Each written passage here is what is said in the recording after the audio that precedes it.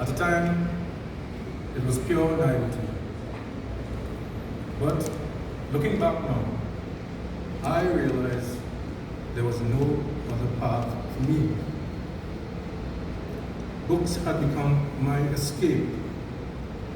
They opened windows beyond the cane and rice fields of South Trinidad, beyond the endless repetition of faces, seasons, and TV programs. Through books, I could walk in Rome, sail down the Nile, cross the Australian outback, and wander behind the Iron Curtain. My mind opened and it never closed. That's a gift I later shared with my two daughters, my forever loves. At secondary school, I was introduced to Chaucer, Shakespeare, Selvon, Steinbeck, and the greatest of all, Sylvia Naipaul, as my version of Miguel Street. In some places, it memorizes our finest moments. In others, it mourns what we have lost. But it does not glamorize hardship, nor minimize struggle. It simply lays bare, life bare, and asks the reader to draw their own conclusions. Why does this matter? Because many parts of our country and our history have been minimized. We must confront the truth of this geographic discrimination. Political, economic, and carnival histories are well documented, but the lives of ordinary Trinbagonians are often forgotten. So why did I call the book The Village of One? On the surface, it sounds lonely, but to me, it speaks of the truth that each of us carries a village within us, a memory of belonging or of exile, a reminder that even a single person can embody the spirit of an entire place. Heyman Arjun of Galfa Point, Cedros. I first saw him talking to a stubborn Zebra that refused to leave the shade of a greener pasture.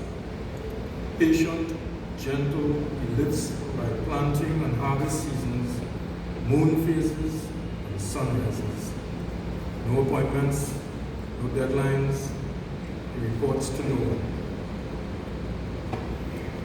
Ayub Muhammad, taken out of school at 12, destined for communities, but lifted instead by his intellect, and a memory of their master who never forgotten.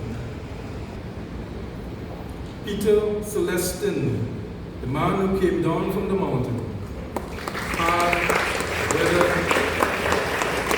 poor in possessions, yet rich in life and freedom.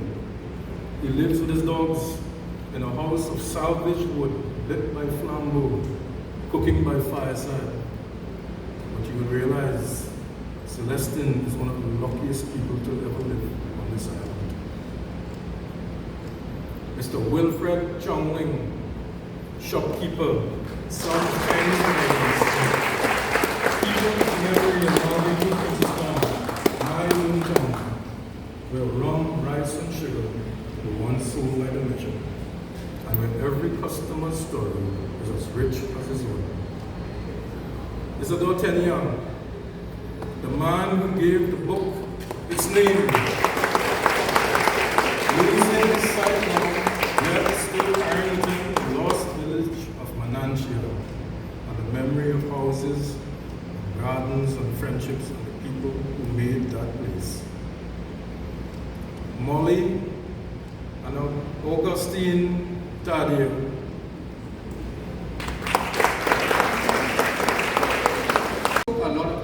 traditions, and it represented that close connection to the community and land, and Professor Ramchand and the others spoke about that. And for me, something that struck me, Richard, was your sense of humor. Because there was a phrase when you were going up to Parliament, you described, I don't know if it was someone traveling with you, as a lagoon lowlander. And that's kind of describes me. I grew up in the area of Pinal, you know, lots of lagoon around and things like that. I'm not accustomed with, you know, all of the hills. And, you know, there was that mixture of grit and warmth and sometimes quiet reflection. And when I looked through your book, I recognized two persons who I actually knew. But you start with one point and investigate all of what comes. What is that place? Who is that person? What is the story? And that is where Richard fell onto a path, and I need to call Angelo Bissess's name as a man who dedicated and brought to the public the fascinating history of Trinidad and Tobago. And what Richard has is the gift of telling a story. He brought storytelling, he brought history, and he brought investigative journalism together to produce this book. I don't know if he ever thought he would have a book out of those articles. I suspect it was an organic work of journalism, one story that led to another and another, and the reception that the public had for it, the fact that people came alive reading that and found that rare type of reporting in a newspaper is something that kept him going. And of course, in his own ability, he just found himself. The time that the transformation of the media, that it has to transform or die. We know what is going on. Nobody is not a close, it's not a secret that the media is under all kinds of pressures brought by technological change, brought by different kind of audience, different forms of storytelling. How do you survive?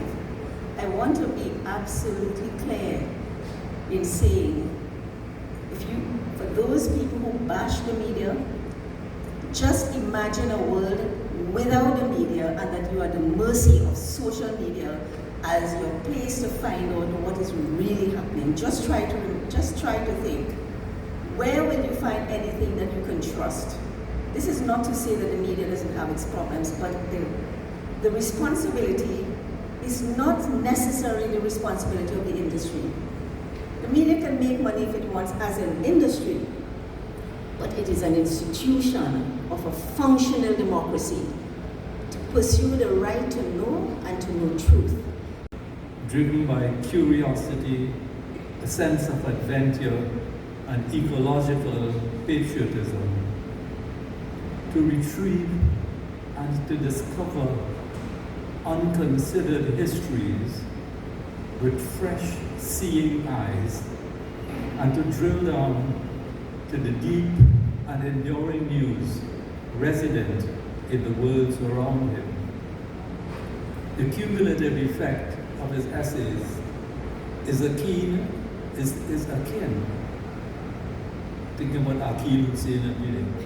The cumulative effect of his essays is akin to that recollected by Wordsworth in Tintern Abbey, a feeling for the still, sad music of humanity, and a sense of something deeply interfused, whose dwelling is the light of setting suns, and the round ocean, and the living air, and the blue sky, a spirit that rose through all things.